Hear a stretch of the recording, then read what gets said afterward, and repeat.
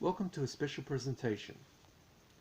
Now this is Halloween of 2021, the second Halloween we've had since the coronavirus pandemic started, and to mark the occasion to give you a good scare, I've decided to write a little ghost story for you. Ghost story that could very well be rooted in reality. So, without any further ado, I bring you the Lightbringer. The first ships carrying the Reaper of Souls, that was Yersinia Pestis, what came to be known as the Black Death, arrived in the European continent when 12 trading ships from the Black Sea arrived in the Sicilian port of Messina in October 1347. Those poor sailors on the ships were mostly dead. The ones still alive had black boils of blood oozing out of them. The ships were quickly ordered out of Messina, but by that point it was too late. For 5 long unholy years, the Black Death spread across Europe, claiming more than 20 million poor souls. While the Black Death was carving out its path of destruction across Europe, a small town in the woods of Eastern Europe had heard of the plague coming their way. They had already taken what measures they could afford. Any travellers could not and would not be allowed to enter the town.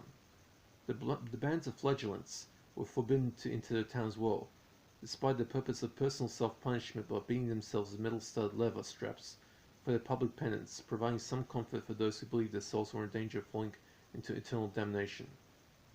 The town's citizens were not above the rising fear that the disease was effective at producing. Many of the townsfolk were beginning to look at their neighbors with suspicion and hatred. Many believed that the Black Death was divine retribution for all the sins of fornication, blasphemy, heresy, and greed. The town's elders tried to calm their people, telling them that God loved mankind and did not send this plague to claim them, but many did not listen. Those who had hatred in their hearts turned on the Jews in the town, and some of them were cast out of the town and killed if they tried to return to their homes. Then finally the Black Death came for them. Many people in the town were stricken by the disease. Some were perfectly healthy when they went to bed at night, but were dead when the rays of the morning sun touched their house windows. Many of the victims had boils big enough to match the size of an apple or an egg. Blood and pus seeped out of these boils, and were accompanied by fever, chills, vomiting, diarrhea, terrible aches and pains. And then the angel of death came for the victims, sparing nobody who was ill, neither man nor woman, elder nor child. As the small town fell victim to the wrath of the plague, a stranger arrived, claiming to have come from the Vatican. He was dressed in some attire that nobody in the town had seen before, a long overcoat reaching down to the ankles, a wide-brimmed hat to allow those to recognize his occupation, a pair of thick gloves of a long cane for him to touch the infected without contact. At this time, almost nobody knew exactly how the plague was infecting its victims. Some even thought that simply looking at an infected person was enough to transfer infection, and a beaked mask with the smell of aromatic herbs coming from within. This stranger was what those who had seen the massive infections in Europe had referred to as a plague doctor, what passed for a medical professional in those dark days of extremely limited medical knowledge. Those days were not called the Dark Ages without sufficient cause. At the time, the only means of treating the infected consisted of lancing the boils to allow the pus to drain, or to simply cut the skin and sieve the blood out. Both were completely unhygienic or incredibly unsafe. Many people died just as much from these treatments as they caused a deadly case of blood poisoning. This plague doctor, who had arrived in the panic-stricken small town, had claimed the Pope of the day had sent him as a special emissary to save the town from the plague. He had claimed to have extensive medical knowledge that even managed to save the Pope from getting infected himself by putting him in a smoke-filled room, which actually ironically did save the Pope by keeping the Pope isolated, and smoke deterred any plague fleas from touching him, even going so far as to say he had already saved many towns in the area from this deadly pathogen. The townsfolk were getting mighty desperate. The town elders also knew they had very little time left to argue with a stranger that could very well be right, so they decided to give the stranger a chance to help save them from a very nasty death. The stranger gave the elders an ultimatum: either let him run the town with no restrictions on his authority, or he will simply leave and the townsfolk will end up without any guarantee of protection. So the townsfolk had no choice but to let the stranger control their lives, as he seemed the only one who can save them. The stranger even gave himself a name: the Lightbringer. From the next day onwards, the Lightbringer became the town's de facto ruler. Everybody was forced to register their entire families with the town's record keeper. Every citizen of the town had to be accounted for in case the infection got past the eyes of even the most observant. After that first step, the restrictions came into play. Nobody was allowed to travel out of the town for any reason whatsoever. They were told that the only way the infection got into town is because somebody would travel between this and any unaffected town. So the town's borders were effectively sealed and nobody was allowed to come in. As for life in the town, things got severe. The Lightbringer appointed several of the town's citizens, all the town's drunkards, to act as paid guards, with their payment sealed in alcohol. These thugs were to patrol the town from dawn to dusk, checking everybody they came across with questions about their purpose and destination. Anybody who failed to give a satisfactory reason for being out and about was subject to being fined 6 pieces of silver for a first offense, 3 pieces of gold for a second offense, and any subsequent breaches left the victim open to receiving a beating. The Lightbringer started giving commands to the town meetings every night as to what to do to avoid being infected.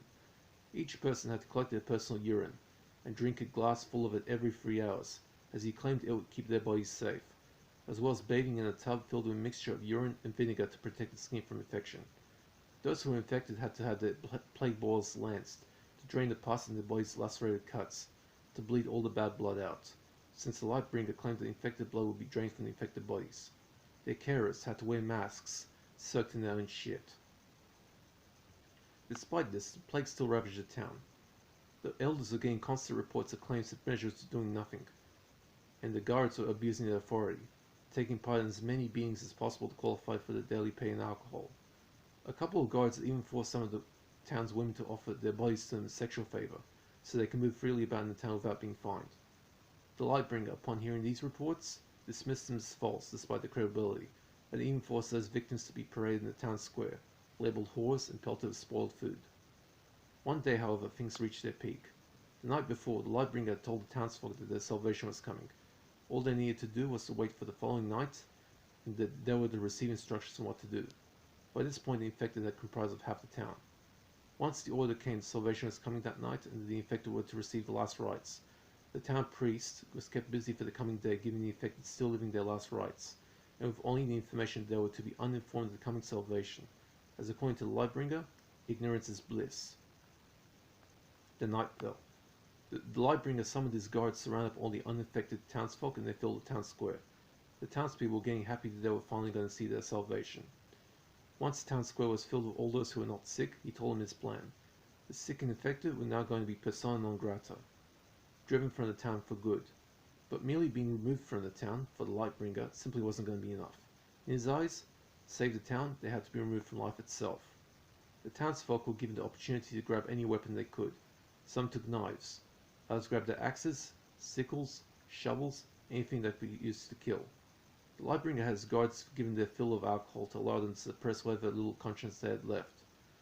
Then the local tavern provided the kegs full of beer, and every single member of the avenging mob was told to drink up and be merry, as they were going to literally kill the disease from their town. Even the children were allowed to take part, as this was going to need every able-bodied to fight the battle at hand.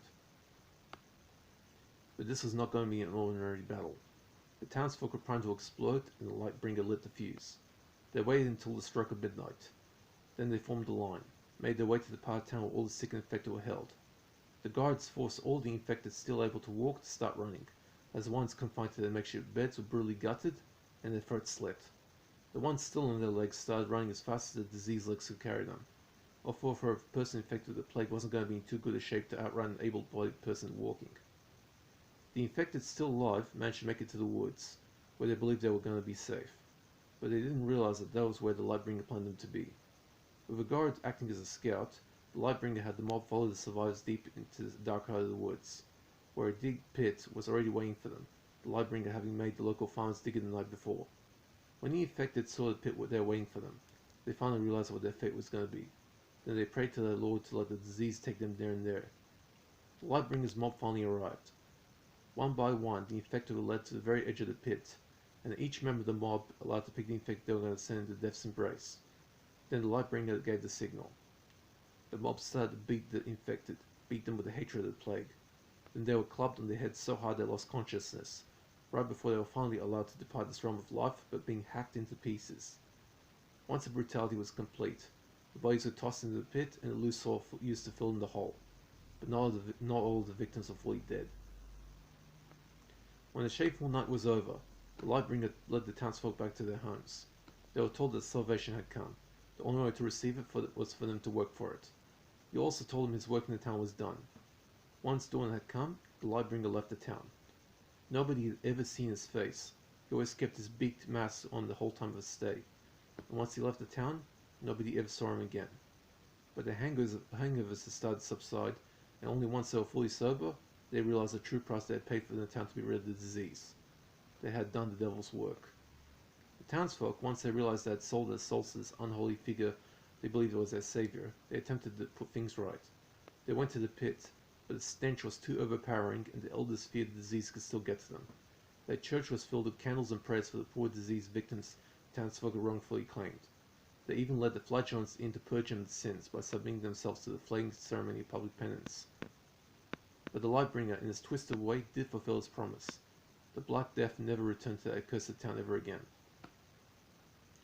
1 month after the shameful night, a plague doctor, wearing the same clothes as the Lightbringer, arrived at the town's borders. The townsfolk were apprehensive about letting him in, but they wanted revenge for what the Lightbringer had done to them. Led to the town square, the plague doctor was asked about who the Lightbringer was, and told about his actions. The doctor had no idea who this evil person was, but that is not to say he hadn't heard of his actions. It turned out that the Lightbringer had been doing the same thing to 5 other towns, and theirs was the 6th. I'll end the story with a passage from the good book. He causes all, both small and great, rich and poor, free and slave, to receive a mark on their right hand or on their foreheads, and that no one may buy or sell except one who has a mark on the name of the beast, or the number of his name. Here is wisdom. Let him who has understanding calculate the number of a beast, for it is the number of a man. His number is 666. The end. Hope you guys enjoyed that. Stay safe, stay vigilant. I'm Mila Sipka, and that's it.